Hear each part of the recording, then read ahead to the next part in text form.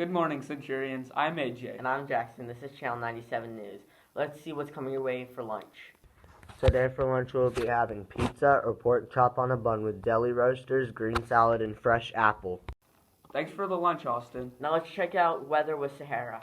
For this week's weather forecast, it will be getting warmer as the highs will be in the 60s. There will be showers on Sunday, and it will be sunny out. That's all for weather. Back to you on the studio. Thanks for the weather report, Sahara.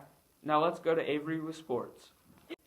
Thank you. Today in sports news, your boys soccer team had a game Wednesday against Cranes Creek and won 2-0. Courage Hicks and Isaac Vasquez scored the goals.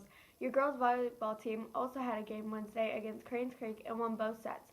Your Centurion girls volleyball team and boys soccer team have their last game on Monday against Wesley. Make sure to support your Centurions. Looks like that's it for sports news. Back to y'all in the studio. Let's check out this day in history with Austin. On February 25th, 1964, 22-year-old Cassius Clay shocks the odd makers by dethroning world heavyweight boxing champion Sonny Liston in the 7th round technical knockout. The dreaded Liston, who had twice demolished former champ Floyd Patterson in one round, was an 8-1 favorite. However, Clay predicted victory, broadcasting that he would float like a butterfly, sting like a bee, and knock out Liston in the 8th round.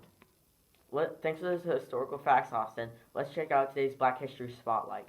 Thurgood Marshall was born on July 2, 1908 in Baltimore, Maryland. He was the second child born to Norma Africa Williams, an elementary school teacher, and William Canfield Marshall, a waiter and country club steward. His family enjoyed a comfortable, middle-class existence. Marshall's parents placed great emphasis on education, encouraging Thurgood and his brother to think and learn. He and his father would often debate court cases, and they had attended. Marshall would later say that his father turned him into a lawyer by teaching him to debate. He received his undergraduate degree from Lincoln University in Pennsylvania, and then went to Howard University for law school. He began working for the NAACP and argued several cases before the Supreme Court, including Brown v. Board of Education, which determined that separate but equal could not be applied to public education and led into the integration of public schools. On August 30, 1967, the Senate confirmed Thurgood Marshall as the first African American to serve as Supreme Court Justice. He served as Associate Justice of the Supreme Court of the United States from October 1967 until October 1991. Marshall lived a historical life before dying of heart failure at the age of 84 on January 24, 1993.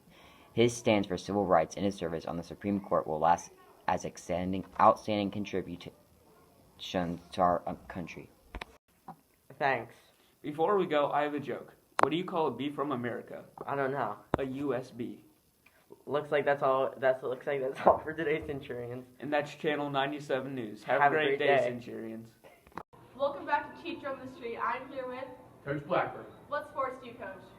Coach volleyball here at New Century. I coach volleyball at Pinecrest, and I also coach club volleyball at ACS. What's your favorite part about coaching volleyball? Favorite part about coaching volleyball is helping people be a part of something bigger than themselves, and of course, eating cake. That's it for Teacher on the Street. Back to y'all in the studio.